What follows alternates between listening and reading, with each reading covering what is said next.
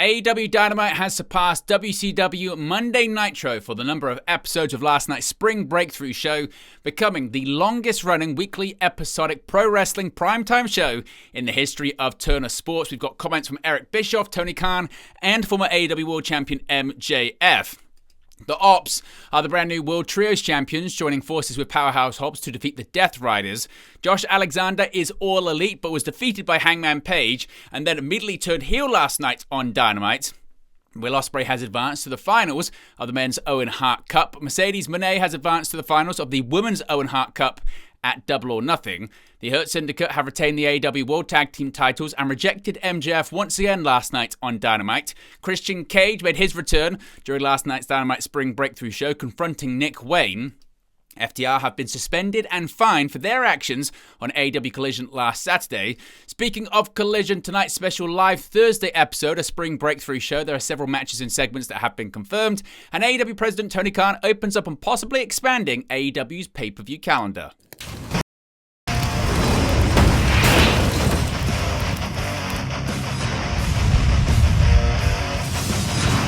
Hey guys, welcome back to Wrestling News 365. Hope everyone is doing very well. As always, there are plenty of news stories to get into in the world of professional wrestling. Before we get into today's news stories, a huge thank you, a huge shout out, a huge big up to everyone who has subscribed. We are now over 21,000 subscribers here at Wrestling News 365. A big thank you. My aim this year was to hit 20,000 subscribers by the end of 2025, and we've already hit 21,000, and we're only halfway through April, and that's all because of you, the Wrestle News universe. The Wrestle News community that we're growing here is absolutely extra special, so a huge thank you from me. And if you haven't subscribed yet, what are you waiting for? Join the ever-expanding Wrestle News universe. Subscribe, click the notification bell. And whilst you're in a joining mood, you can join the WN365 roster. Links in the video description below. You can scan the QR code when it appears on the sidebar. Speaking of the sidebar, you can see all upcoming watch-alongs and post-shows we've got coming up here on Wrestle News 365. It's an extra action-packed week. One of the biggest weeks of the year in the pro wrestling calendar. WrestleMania week. We've got a SmackDown watch-along tomorrow. Saturday, we've got Stand and Deliver. WrestleMania Saturday. Sunday, we've got WrestleMania Sunday, and Monday, we've got the Monday Night Raw post-WrestleMania show. We'll be doing a watch-along after that as well. Right, let's get into Dynamite and a big milestone show for Tony Khan last night. All Elite Wrestling Dynamite has officially surpassed WCW Monday Nitro to become the longest-running weekly primetime pro wrestling television show in Turner Network history. The April 16th Spring Breakthrough edition of Dynamite was episode number 289 in its run, overtaking the 288 episode run of the legendary Nitro, with WCW's flagship show running from September 1995 until March 2001. Ahead of Spring Breakthrough, AEW President Tony Khan spoke glowingly of his affection for Nitro during a conversation with Sports Illustrated. He said, quote, "I'm a big fan and I grew up watching the shows, and Nitro was a huge part of my childhood," Khan said. "And long before Nitro, I watched WCW, and I wish I could say I watched it long after, but that was kind of the end of the run. And I certainly learned a lot watching those shows." Khan continued, quote, "I really, absolutely had so much respect for everything that it took to put Nitro on the air and keep Nitro on the air for all those years. And that's why I think this is a really important milestone. It's amazing what Nitro achieved, and to be on TNT for 288 weeks, I know how hard that is firsthand. It's really hard. It's a celebration of everything, and really all the wrestling. Looking back over 50 years of wrestling on TBS specifically, and 30 years of pro wrestling on TNT. And now AEW is a huge part of that conversation, and this is a big milestone for TBS and AEW on Wednesday." Now, despite having plenty of criticism for Khan and AEW as a whole in the past, former WCW President Eric Bischoff extended his congratulations to Tony Khan and AEW on a recent episode of his 83 Weeks podcast. Here's what he had to say. Hey, I don't know that you saw this, Eric, but, well, I can't imagine you're thrilled about it. I don't know how they're going to market this, but AEW Dynamite is about to pass a bit of a milestone. This Wednesday in Boston, AEW Dynamite will become the longest-running primetime weekly wrestling show in TNT history. Like, this is that feels like a direct shot at WCW, but I've always thought that was interesting. It's on TNT. It's a challenger brand for the WWE. There was a name called Nitro. Now it's a name called Dynamite. It feels parallel. Is this irksome to you, or is it flattering, Eric? I want to congratulate Tony Khan and his entire staff. This obviously means a lot to them, and congratulations. It does say a lot about Tony's commitment. Tony put his own money into this. You can judge the product. I can judge the product. I often have. I just don't watch it anymore. But truth is, his vision, his dream, his money, his commitment. So congratulations, because what he did isn't easy. No matter how anybody feels about the product, it wasn't easy, and it still isn't. So congratulations for your effort. And no, it doesn't bother me a bit. It just doesn't mean anything to me, while it does to Tony and company, and I understand why. You put a lot of time and work and money, as I've just discussed. So good for them, but no, it doesn't bother me at all. Now, MJF, the former AEW World Champion, had something to say about the milestone. He tweeted, quote, "What Nitro was able to achieve changed wrestling. I'm proud of the fact that, like Nitro, but longer, Dynamite has managed to give both fans, from an entertainment standpoint, and professional wrestlers, from a fiscal standpoint, an alternative. And to think none of this would be possible without me carrying the company solely on my back for all these years. You're truly welcome." Now, speaking of the landmark show last night, we have brand new AEW World Trios champions. Powerhouse Hobbs filled in for Hook alongside the Ops Samoa Joe and Katsuyori Shibata to capture the World Trios titles in the main event of Dynamite. The match was made official after Joe made the challenge at the close of last week's show, with the Death Riders emerging to take out Hook and eventually rule him out of this week's contest. Pac was also legitimately injured in a singles bout with Swerve Strickland, which prompted AEW World Champion Jon Moxley to be made interim Trios champion in lieu of the Bastard for the title match.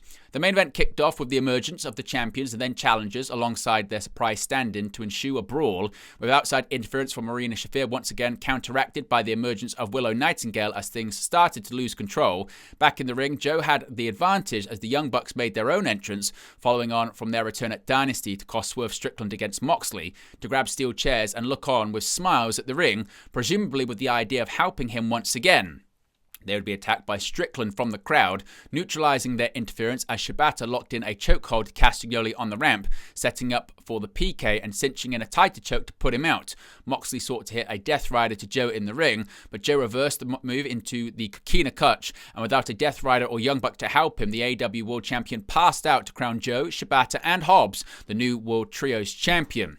Now, after a long amount of rumors and a huge amount of discussion, it was confirmed last night Josh Alexander is indeed All Elite. Josh Alexander made his much anticipated AEW debut against Hangman Adam Page as the wildcard entrant into the Owen Hart Foundation tournament during AEW Dynamite. Page got the win to secure his place in the semi-finals opposite Kyle Fletcher after a hard-fought bout, the conclusion of which seemed more like a survival than a victory as Hangman tucked his opponent into a tight cradle pin for the 3 count. Prior to that, Page had barely escaped an attempt from Alexander to hit his C4 spike finisher, and then a subsequent attempt to hook him in an ankle lock, and was on the retreat as he sought to press his advantage.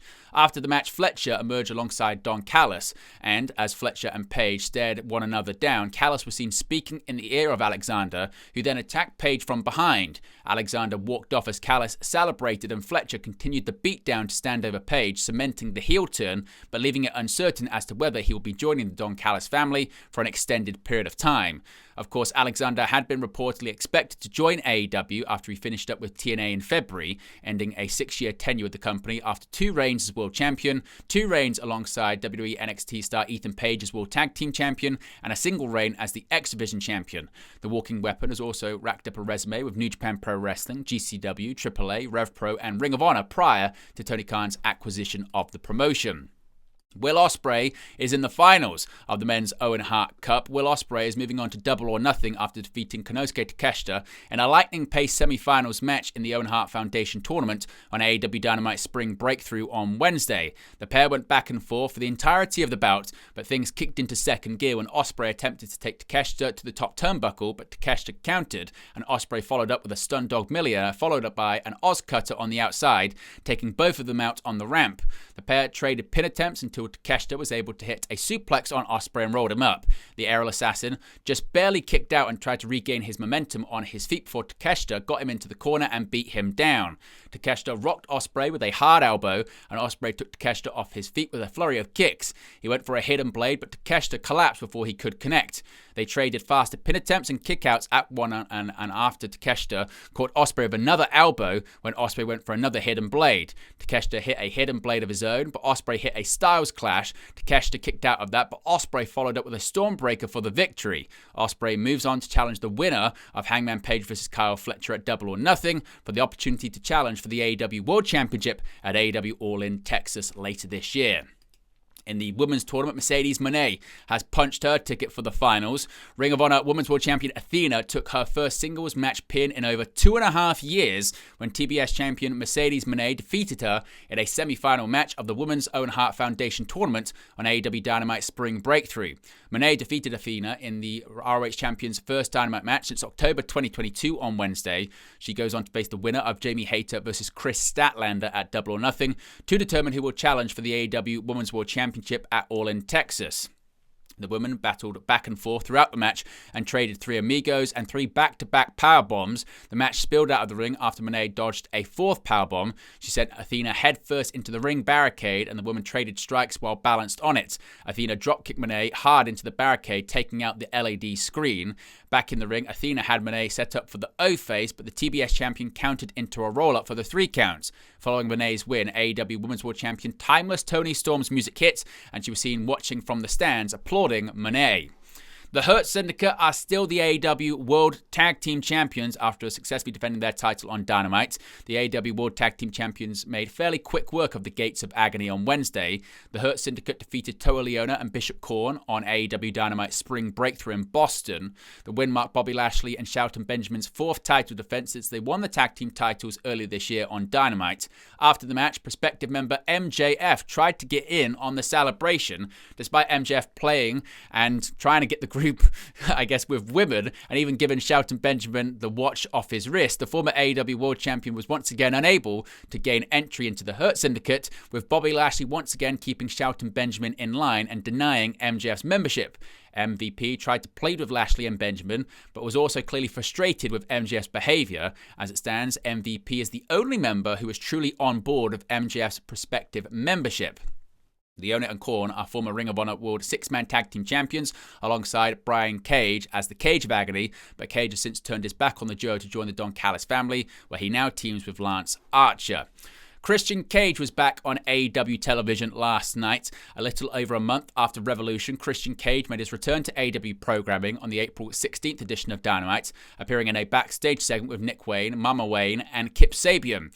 Cage and Wayne had a brief argument about the events of Revolution, with Wayne saying that Cage would have not been able to live with himself if Cope had won the AEW World Championship before he did. Cage went on to reveal he gave Wayne the month to find himself, allowing his brain to grow. He then took credit for Wayne's upcoming appearance in New Japan Pro Wrestling's Best of the Super Juniors tournament, saying he secured that spot for him. To follow up that, Cage said that Wayne will compete on Thursday's episode of Collision Spring Breakthrough in a match against Commander. Going on to what happened last Saturday on AEW Collision, FTR, that being Dax Harwood and Cash Wheeler, have been reprimanded for their actions. AEW commentator Tony Schiavone announced that FTR have been suspended for 1 week and fined 1 week's pay for their actions on AEW Collision.